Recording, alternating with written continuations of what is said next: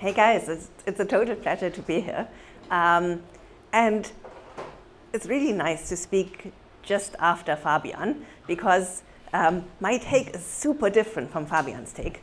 And I think that usually makes for very good sequence when people actually disagree with one another.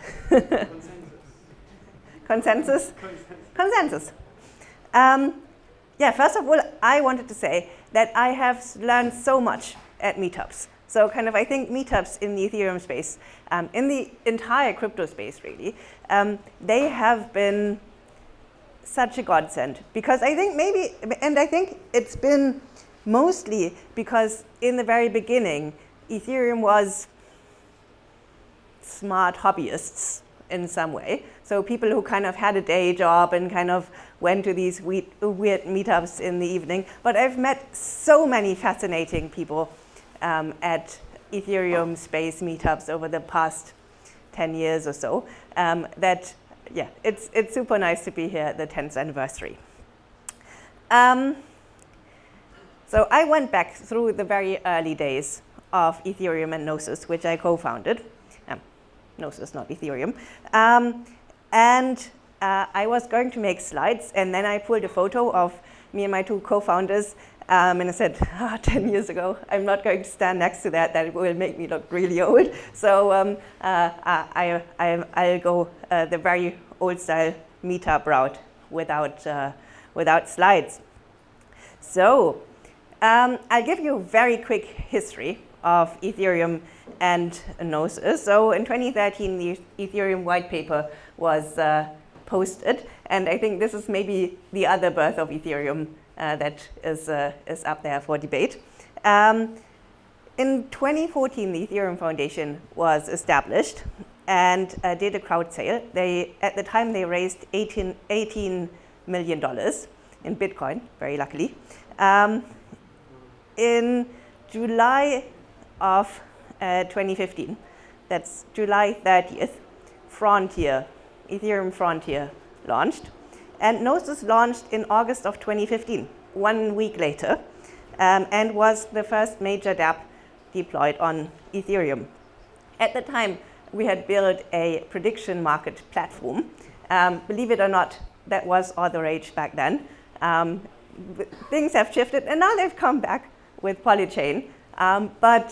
Yeah, so that was back then.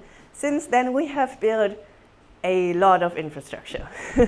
So I can run you through what's been built. So the 2016 saw the Homestead release of Ethereum in March. Then we had the DAO hack in June. And maybe we'll hear more about this later, I don't know. Then we had the hard fork for Ethereum Classic in July. 2017 saw the Gnosis multi-sig launch in March, and then the Gnosis token sale in April. In 2018, we opened Full Node Berlin, so the crypto co-working space here in Berlin. We had the first Gnosis Safe release and the first DAppCon, also here in Berlin. 2018 was also the first year that I remember talking about ZK. So up to then, starting in 2017, we had looked to Plasma as a scaling solution. Don't really hear a lot about Plasma anymore these days. So ZK clearly won out there.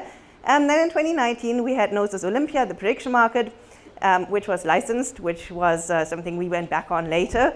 So we gave back the license. We also launched DXDAO and DutchX. That was Gnosis protocol version 1. In 2019, we started talking about rollups, in case you don't remember. In 2020, we launched CowSwap in July and Ethereum Beacon Chain just a little bit later. And then we saw pretty early rollups that year as well. So Loopring, Optimism, and ZK Sync were the first ones. And we saw the launch of Circles 1.0.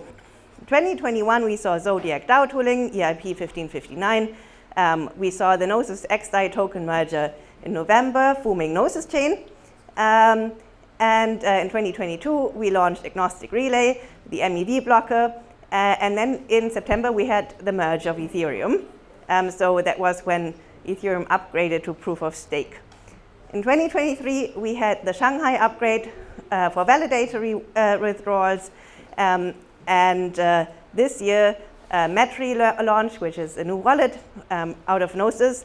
And we are having the Circles relaunch. So kind of if you look over all of these things that kind of have happened in the past 10 years, which were the problems that kind of we talked about a lot. So in the very beginning, we talked about transactions and transaction costs a lot. So transactions per second were kind of the things that were relevant. So we had to learn how to write Gaslight smart contracts. I can tell you this, I needed to empty an old Gnosis multisig last year, and it cost me an arm and a leg. So kind of we have definitely gotten better at writing lightweight smart contracts.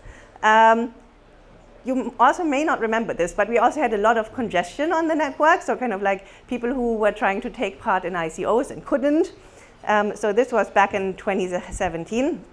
Then we had security as a huge topic. So kind of like before audits became common, and we got formal verification, fuzzing, and good guidelines on kind of like what to avoid, we had many mistakes that kind of were made for the first time and actually led to pretty bad vulnerabilities.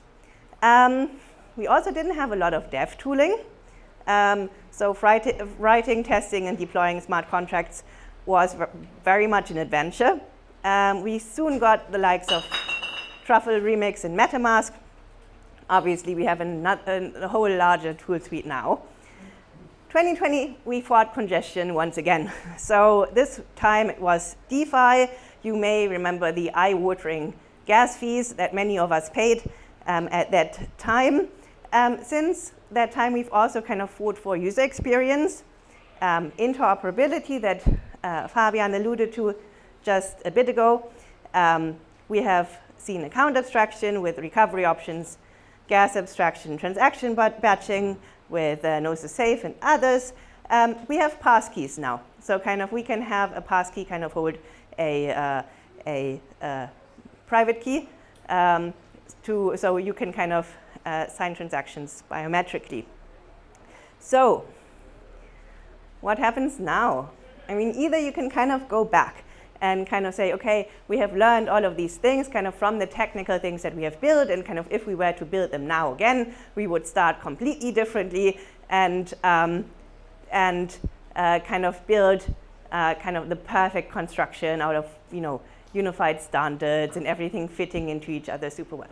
And I would very much posit that this is not the way forward. So kind of I would very much say kind of, okay, so we've built infrastructure for the past 10 years, right? Kind of we have built so many different standards, we have built so many different modules. Now let's actually use it to build things that are useful for actual people. As Fabian said, I very much agree. There's very, very few users on Ethereum. You might even say none if you kind of discount like the Farcaster crowd. There's no one who's genuinely on blockchains except for speculative purposes. There's 0 users. So basically, let's look at why we started building on blockchains in the first place, right? So what can blockchains do better than kind of building your app on AWS? I can tell you it's not simpler, right? Kind of like building on blockchain is it's a nightmare. So why do we actually bother, right? So we bother because we can achieve things in this decentralized trustless environment that you can't on AWS. So kind of you can do things like decentralized ownership, which is new, right? So basically, if you want to be on an internet where not all the value that is created automatically accrues to the same 5 entities, blockchain's your friend. So kind of go and use that, right? Kind of build something that leverages this decentralized ownership that in principle we can offer, right? Second thing is individual agency. So there's plenty of things that regular people cannot do on the internet because they're not allowed, or it's too expensive to do it in their jurisdiction and so on. So let's use that. Let's give people things they want to use that they currently don't have. And the last thing is, ironically, much better user experience by building on permissionless systems. So I would actually posit that having many people kind of contribute to what is built and kind of building little units on top of what is already built, yes, it's a mess. It's not super neat, but in principle, it kind of gives you a lot of things to choose between, and it enables a strictly better user experience than you would have been able to get otherwise. So I would kind of say the exact converse of what you said. I would say, go forth and build things on the messy groundworks that we have laid. Build things that people will actually find useful, where they don't have to understand what goes on in the back. So kind of, if you look at all the tooling we have now, it is actually possible to build things for people who don't have to know how a blockchain works. Just like most people, maybe this crowd accepted, cannot explain to you how TCP/IP works, right? They still use it every day. And the same should go for blockchains. You shouldn't have to understand how Ethereum works or how any blockchain works in order to kind of use it. You should just be a consumer. It should be commodified to a certain extent. So developers should kind of bother with kind of choosing the right blockchain environment for them in terms of kind of like the cost and security and so on trade-off. But the user should never have to worry about this. This should be completely abstracted away from the user. And with all the tooling that we have built over the past 10 years, this is very much something that we can achieve today. So build something that is actually useful for people, that people can use, and see to that we actually have some real people transacting meaningfully on blockchains. Thank you. Thank you so much, Friederike. Do we have any questions? Please raise your hand and I will come running with mic. Anybody have a good idea on what to do? Fabian. Oh, yeah. Here you go. Sorry. I mean, I just want to, we're opening up the panel here. I mean, I just want to mention this. I fully agree with you. I mean, we have to first build things that are useful. We have to make the complexity disappear. And we have to actually build things that are useful right now, also for people that are not necessarily joining crypto for decentralization, because the truth is nobody cares. I mean, normal people do not join blockchain because of decentralization. They just rather go for this green frog that now 10x with their friend's wallet, and they realize they can also do that. So I agree with that part. I also would say that most of the tools that have been built are exactly nicely working for the things that we built. So it's not that it's a completely different thing. And it's also not so different, actually. It's just more of how it works together. It's more like a cleaned house version of the same with a few more additional things. But it's really meant to be compatible. It's meant to be compatible to all of these things. So sometimes it's good to have that clean building, this clean Lego. I totally agree. And I think we have Gnosis chain, so kind of I totally see where you're coming from. So I totally understand that Ethereum secures a lot of value. So kind of making changes in Ethereum is hard, as you kind of saw in your standards process. And I mean, it's for a reason, right? Kind of it's semi-ossified.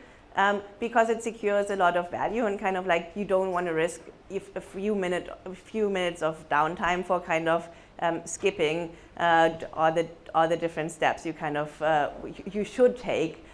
You want to be sure things work when you deploy them, right? So kind of I see where you're coming from, and I also think that smaller chains can very much do this leapfrogging, where kind of they already implement things that are just talked about in Ethereum. I do actually see that 100%, but I think kind of building something new and saying, okay, look, I've built this fantastic house, and look, it's got all the features that kind of the old house didn't have. It has an indoor shower, and kind of like it has a fantastic rooftop and so on.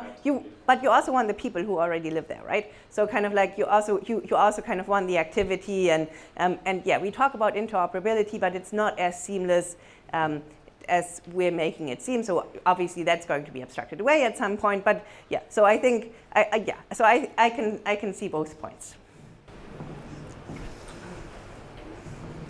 Any more? Yes, over there. So you talked about, I think what you primarily listed was sort of like solving the infrastructure problems that we've seen over the years. In your view, why is it that with all the money and all the attention that has come into the space, there hasn't been anything meaningful for users built yet?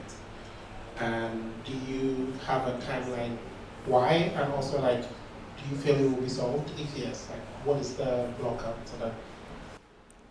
Yeah, absolutely. So I think part of the problem is that we're a bunch of engineers. So I think kind of like a lot of the projects that were initially well funded, they were run and are run by engineers that kind of just really like building beautiful buildings. And I totally get that. But you also want to build a building that people actually want to live in. So kind of, I think you have to come from the other side. And this is very much kind of what we've been going through at Gnosis. So kind of like we have built all of this infrastructure, and now how do we build something that will be an actual value to people and will make them come use this app without having to tell them, but this is much better, this is, you own it yourself, it's self-custodial. People don't care, right? Kind of people don't care about decentralization. You have to think about, and neither should we, to be honest. I think kind of decentralization to a certain extent is fetishized in this space. So more decentralization is not necessarily better. It's a spectrum, right? Kind of like you want to ask yourself, what's the price point I'm willing to pay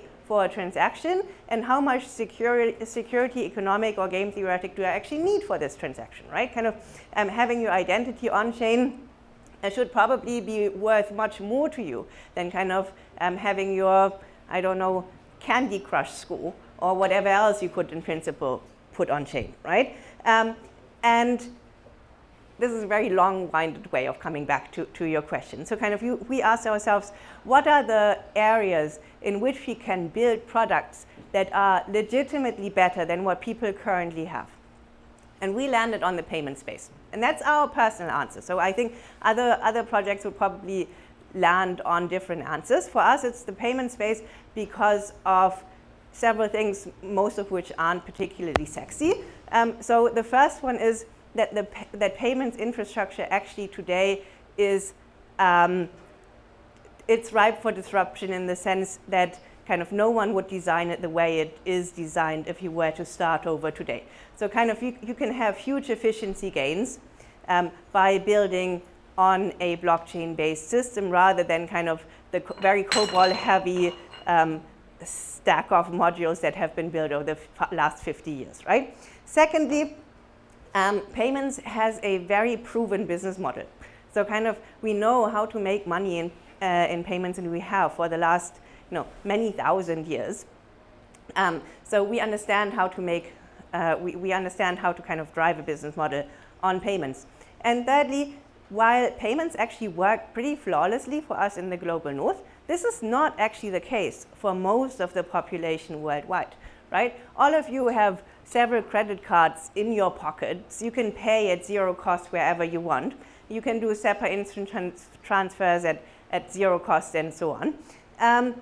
This is not true for the merchants who are accepting your payments, but much worse than that, it's not true for many people in the global south. So kind of like many of the things that we take for granted, such as kind of being able to hold dollars in your account, this is something that is not God-given to many other jurisdictions, right? Kind of like if you're in Argentina or in Brazil or in Turkey or wherever, having a dollarized account is actually pretty large status symbol because they're difficult to obtain. We don't even think of this as a product anymore, right? You holding USDC, that's kind of like, yeah, any wallet can do this. But kind of building a wallet that a regular person can use, where you don't actually have to say, okay, when was the last time someone here onboarded a friend into the Web3 space? Probably recently, right? Yeah, the way you do it is like, okay, yeah, you install this. Yeah, it's a browser extension. Yeah, it looks dodgy. It's not dodgy. Yeah, it's a fox. It's cute. I know. Okay, now these are your 24 words. Don't show them to me. Don't ever show them to anyone. But write them down. But put them somewhere where you definitely won't lose them, because otherwise everything is. I mean, this is user experience. This doesn't work for us. This really doesn't work for us. This shouldn't work for anyone. And kind of like with all the tooling that we've built, we can now fully abolish the seed phrase, right? Kind of like we have a smart account, we can have passkeys hold the keys to that smart account. You can swap them out, you can do social recovery. With smart accounts, as you know, you can do things like batching transactions together, you can abstract away gas, which should be at any dApp's at any dApp's disposition. So kind of if you have a business model, you can abstract the fees away from someone, right? Kind of if you go to a random website, no one would ever say, look, you've visited theguardian.com, please pay 2 cents because that is your portion of our AWS bill. No, it's amalgamated into their business model, and I expect that many, many dApps will do this in the future as well. So kind of this is why we need smart accounts. This is kind of building on this and kind of looking at kind of like what actual people want, kind of like loans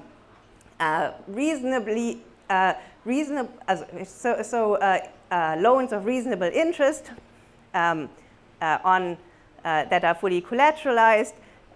For instance, that's a very real value proposition.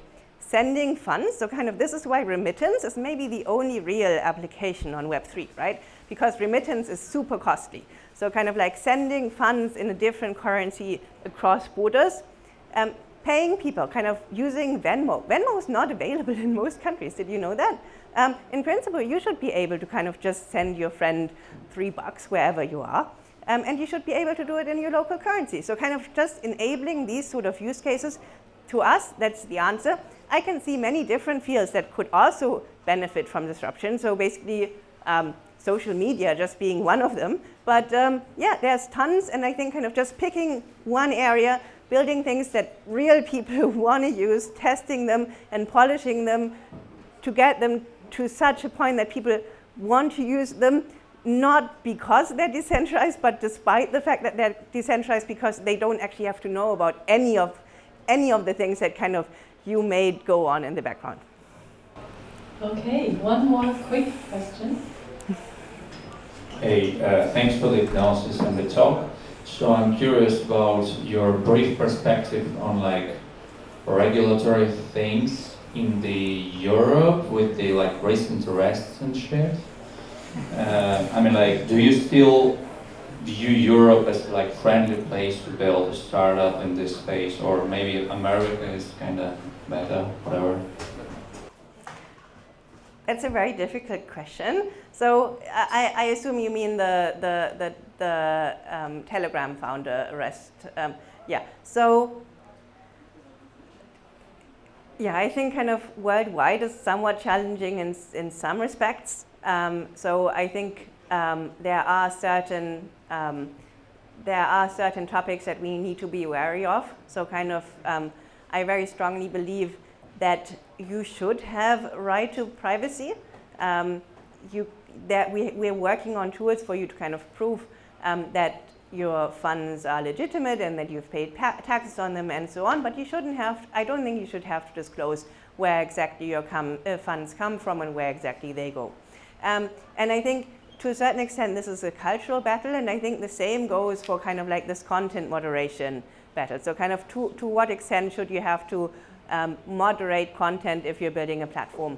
And yeah, I think it's to a large extent it's a cultural battle that kind of we have to fight, and we also have to, I think it's also not as clear cut because there aren't super easy answers as to what should be allowed and what should not be allowed. I would kind of take the stance that free speech should actually cover lots of things, but should you be allowed to say absolutely everything? I don't think so. And I think kind of like when you have these kinds of answers where you can't tell where exactly the line is, finding good regulation is super difficult. And I think, yeah, we do sometimes see overreach, but I would still very much say that we can find reasonable ground that kind of everyone can kind of. Do you think Europe is still better than the United States for this?